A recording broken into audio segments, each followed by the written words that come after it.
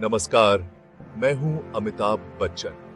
आज हम जानेंगे मुगल साम्राज्य के दूसरे बादशाह नसीरुद्दीन मोहम्मद हुमायूं की कहानी। एक ऐसा शासक जिसने अपने जीवन में असाधारण उतार चढ़ाव देखे। हुमायूं का नाम इतिहास में साहस, धैर्य और संघर्ष की मिसाल के तौर पर लिया जाता है। उन्होंने अपने पिता बाबर द्वारा स्थापित साम्राज्य को संभाला, उसे खोया और फिर अपनी हिम्मत से दोबारा हासिल किया। यह सफर आसान नहीं था, बल्कि चुनौतियों से भरा हुआ था। हुमायूं का अर्थ है भाग्यशाली, लेकिन उनका जीवन संघर्षों से भरा था। किस्मत ने कई बार उनका साथ नहीं दिया, लेकिन उन्होंने कभी हार नहीं मानी। वह ऐसे समय में बादशाह बने जब मुगल साम्राज्य की जड़ें भारत में नई थीं और चारों ओर दुश्मन थे। हर तरफ से चुनौतियां थीं, राजनीतिक, सामाजिक और पारिवारिक। उनके अपने भाई भी उनके लिए चुनौती बने रहे और सत्ता के लिए संघर्ष लगातार चलता रहा। लेकिन हुमायूं ने न केवल अपने अस्तित्व की लड़ाई लड़ी, बल्कि कला और संस्कृति को भी बढ़ावा दिया। उनके शासनकाल में मुगल कला और स्थापत्य को नई ऊंचाइयां मिली। उनका जीवन हमें सिखाता है कि गिरकर उठने वाला ही असली विजेता कहलाता है। हुमायूं की कहानी प्रेरणा देती है कि कठिनाइयों के बावजूद उम्मीद और साहस नहीं छोड़ना चाहिए। इस सफर में हम देखेंगे कि कैसे उन्होंने शेर शाह सूरी जैसे दुश्मन का सामना किया, निर्वासन झेला और फिर शानदार वापसी की। उनकी वापसी ने मुगल साम्राज्य को फिर से मजबूत किया। तो चलिए जानते हैं बादशाह हुमायूं की जिंदगी को करीब से और समझते हैं कि उनका संघर्ष आज भी क्यों याद किया जाता है। हुमायूं का जन्म 6 मार्च 1508 को काबुल के किले में हुआ था। यह किला समय के साथ कई राजवंशों का गवाह रहा और यहीं से एक नए युग की शुरुआत हुई। उनके पिता बाबर भारत में मुगल साम्राज्य के संस्थापक थे और मां माहम बेगम थी। बाबर ने अपने बेटे के लिए बड़े सपने देखे थे और माहम बेगम ने उसे संस्कार और अनुशासन सिखाया। हुमायूं को बचपन से ही एक शासक के रूप में तैयार किया गया। राजसी माहौल में पले बढ़े हुमायूं को हर कदम पर नेतृत्व के गुण सिखाए गए। उन्हें तुर्की, फारसी, अरबी भाषाओं के साथ गणित, ज्योतिष और युद्ध कला की शिक्षा मिली।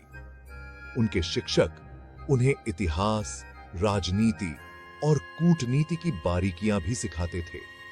वह अपने पिता के साथ कई सैन्य अभियानों में शामिल हुए, जिससे उन्हें युद्ध का अनुभव मिला। इन अभियानों ने हुमायूं को साहस और रणनीति की असली समझ दी। बाबर अपने बेटे से बेहद प्यार करते थे। वह हमेशा हुमायूं को अपने करीब रखते और उसकी भलाई के लिए चिंतित रहते। एक बार हुमायूं बीमार पड़े तो बाबर ने उनके लिए प्रार्थना की। कहा जाता है बाबर की दुआ से हुमायूं बच गए, लेकिन बाबर बीमार हो गए। इस घटना ने पिता पुत्र के रिश्ते को और भी गहरा कर दिया। हुमायूं के 3 सौतेले भाई कामरान, अस्करी और हिंदाल अक्सर उनके खिलाफ साजिशें रचते थे। सत्ता की लालसा ने भाइयों के बीच गहरी दरार पैदा कर दी थी। बाबर ने हुमायूं से वादा लिया था कि वह भाइयों के साथ उदारता से पेश आएंगे, लेकिन भाइयों की आपसी कलह हुमायूं के शासन की सबसे बड़ी कमजोरी बनी। यह कलह आगे चलकर मुगल साम्राज्य के लिए भी खतरा बन गई। शाही परवरिश और शिक्षा के बावजूद हुमायूं का भविष्य चुनौतियों से भरा था। हर कदम पर उसे अपने परिवार, दरबार और दुश्मनों से जूझना पड़ा। यही संघर्ष उसकी कहानी को खास बनाता है। 26 दिसंबर 1530 को बाबर की मृत्यु के बाद 23 वर्षीय हुमायूं हिंदुस्तान के सिंहासन पर बैठे। उन्हें एक विशाल लेकिन अस्थिर साम्राज्य विरासत में मिला, जिसमें खजाना लगभग खाली था और कई दुश्मन सिर उठा रहे थे। हुमायूं ने अपने भाइयों को साम्राज्य के महत्वपूर्ण हिस्से सौंप दिए। कामरान को काबुल कंधार, अस्करी को संभल, हिंदाल को मेवात। यह उनकी बड़ी राजनीतिक भूल थी। इससे उनकी सैन्य शक्ति कमजोर हो गई और भाइयों ने कई बार उनका साथ नहीं दिया। हुमायूं ने कालिंजर और दोहरिया में अफगानों को हराया, लेकिन चुनार के किले पर शेर खान से समझौता कर लिया। यह भी एक बड़ी गलती साबित हुई। शेर खान को अपनी ताकत बढ़ाने का समय मिल गया। हुमायूं का शुरुआती शासनकाल संघर्षों और गलत निर्णयों से भरा रहा। हुमायूं के शासन की सबसे बड़ी चुनौती थी शेर खान, जो बाद में शेर शाह सूरी बने। जब हुमायूं गुजरात के बहादुर शाह से लड़ रहे थे, शेर शाह ने बंगाल पर कब्जा कर लिया और अपनी सेना मजबूत कर ली। 1529 में चौसा की लड़ाई में शेर शाह ने अचानक हमला कर मुगल सेना को हरा दिया। हुमायूं को गंगा में कूदकर जान बचानी पड़ी। हार के बाद हुमायूं ने भाइयों से मदद मांगी, लेकिन किसी ने साथ नहीं दिया। फिर भी हुमायूं ने हिम्मत नहीं हारी और शेर शाह से दोबारा भिड़े। 1540 में कन्नौज की लड़ाई में भी हुमायूं हार गए। भारी बारिश में मुगल तोपखाना बेकार हो गया और अफगानों ने निर्णायक जीत हासिल की। इस हार के बाद हुमायूं को भारत छोड़ना पड़ा और उनका लंबा निर्वासन शुरू हुआ। कन्नौज की हार के बाद हुमायूं एक भगोड़े बन गए। वह सिंध और राजस्थान के रेगिस्तानों में भटकते रहे। इसी कठिन समय में उन्होंने हमीदा बानो बेगम से निकाह किया, जिन्होंने हर मुश्किल में उनका साथ दिया। 15 अक्टूबर 1542 को अमरकोट में उनके बेटे अकबर का जन्म हुआ। यह उनके लिए नई आशा की किरण थी। भारत में मदद न मिलने पर हुमायूं ने ईरान के शाह तहमास्प से शरण मांगी। शाह ने शर्त रखी कि हुमायूं शिया मत स्वीकार करें, जिसे हुमायूं ने मान लिया। बदले में शाह ने सैन्य सहायता दी। ईरान में हुमायूं ने फारसी कला और संस्कृति को करीब से देखा, जिसने बाद में मुगल दरबार को प्रभावित किया। शाह की मदद से मिली सेना के साथ हुमायूं ने कंधार और काबुल को फिर से जीतने की योजना बनाई। ईरान की मदद से हुमायूं ने अपने खोए हुए साम्राज्य को फिर से हासिल करने की योजना बनाई। फारसी शासक की शरण में रहकर उन्होंने न केवल सैन्य सहायता प्राप्त की, बल्कि रणनीतिक सलाह भी ली, जिससे उनकी उम्मीदें फिर से जाग उठी। हुमायूं ने पहले अपने भाइयों से कंधार और काबुल छीने। इन दोनों शहरों पर कब्जा करना उनके लिए बेहद जरूरी था, क्योंकि यही उनके भविष्य के अभियानों का आधार बनने वाले थे। काबुल में उन्हें अपने बेटे अकबर से मिलने का मौका मिला। वर्षों बाद पिता पुत्र का यह मिलन हुमायूं के लिए भावनात्मक और राजनीतिक दोनों ही दृष्टि से महत्वपूर्ण था। काबुल को आधार बनाकर हुमायूं ने अपनी शक्ति मजबूत की और सही मौके का इंतजार किया। उन्होंने अपनी सेना को संगठित किया और अपने वफादार सेनापतियों के साथ आगे की रणनीति बनाई। शेर शाह सूरी की मृत्यु के बाद सूरी साम्राज्य बिखर गया। यह हुमायूं के लिए सुनहरा अवसर था। सत्ता के लिए संघर्ष और आंतरिक कलह ने सूरी शासन को कमजोर कर दिया था। 1554 के अंत में हुमायूं ने सेना के साथ हिंदुस्तान की ओर कूच किया और रोहतास, लाहौर पर कब्जा किया। इन जीतों ने उनकी वापसी की राह आसान कर दी। 22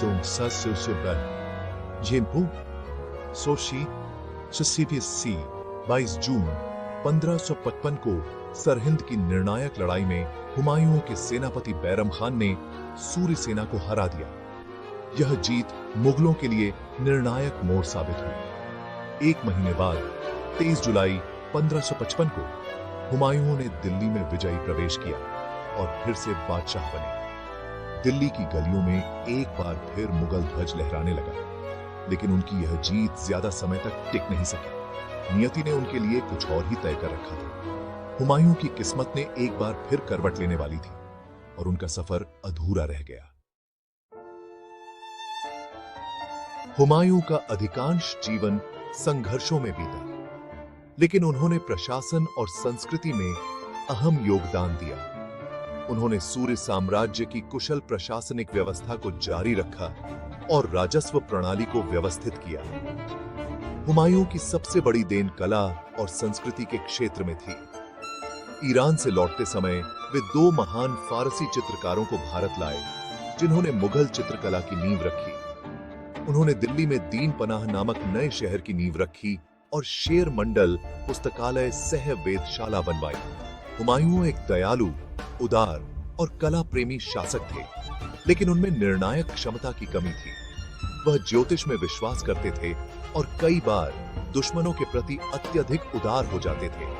उनके योगदान ने मुगल साम्राज्य को सांस्कृतिक पहचान दी।